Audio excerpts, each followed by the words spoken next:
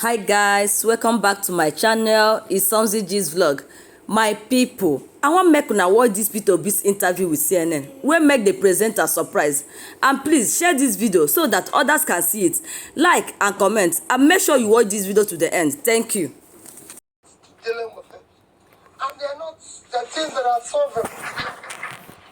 They're things that can be dealt with decisively. But you have to have a leader that, if you look at what he's been able to do in the past, you can say yes. If indeed you do become Nigeria's next president. Nigeria, as you know, is broke. It is barely able to service its debt. It spends so much more than it earns. What are your plans? Just from a concrete perspective, what are your plans to take Nigeria's economy off of life support? Well, a variety of things. One is that you have to deal decisively with the issue of security. It's impacting negatively on your economy today. You have to deal with it head on, because you have to get your farmers to go back to farm and start ensuring that the vast land of the north are invested and cultivated on.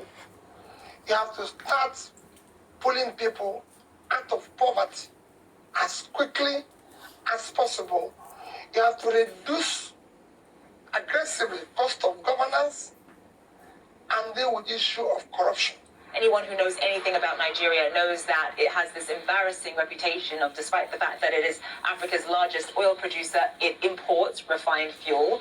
What is your plan for transforming Nigeria's economy from a consumption economy to a production economy? Let me use this issue of oil, for example.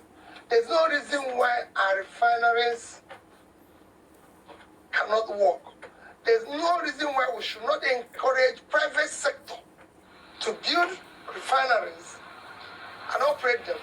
And they're not rocket science. It can be done as quickly as possible.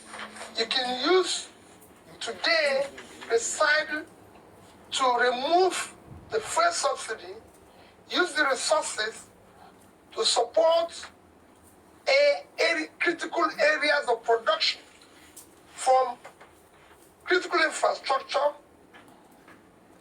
to education to supporting investment in refinery, which will be, like I said, done within a shortest possible time. A lot of Nigerian presidents have come in and talked about revitalizing the manufacturing sector, investing in refineries, but change, as you know, has been very, very slow.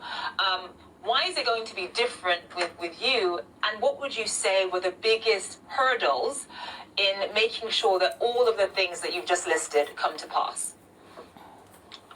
Well, what people need to do is to go and look at what I promised as a state governor when I said I'm going to turn around education, health, pull people out of poverty, bring sanity and civility in governance in Anambra State, whether that happened or not. When I said we're going to save money, did we do that? I want to talk about one of the other sort of major issues that Nigeria is grappling with right now, and that is, of course, violence and insecurity. You can barely travel from one part of Nigeria to another without fearing for your life. And I'm talking about kidnapping, I'm talking about banditry, I'm talking about terrorism, I'm talking about Boko Haram. What is your plan for that? You know, I did say that initially, that what we need to first set down is issue of security.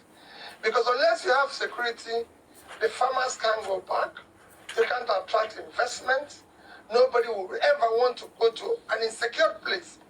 And you can deal with that.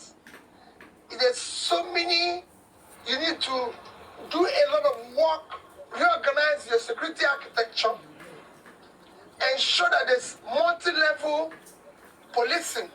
Issue of state police has to be decisively dealt with. There's so many things you need to do.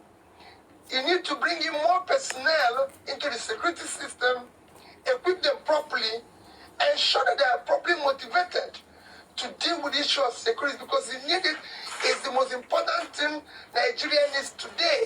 As you know, you and I are both Nigerian, we're both Igbos, we're both from southeastern Nigeria. Nigeria is a very hard country to hold together. You've got 200 million people, so many different tribes, so many different competing interests and ideas. And when you think about the fact that, you know, you're from the Southeast, how easy is it going to be to rally Nigerians perhaps from the North behind you? That's got to be on your mind. That is what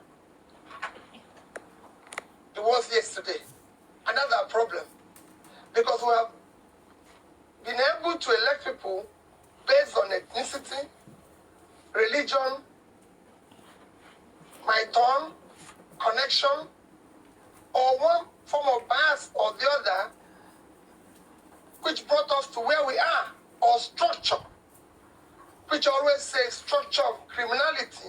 That is what we want to dismantle now and ensure that the next election is based on character, capacity, competence, commitment to do the right thing.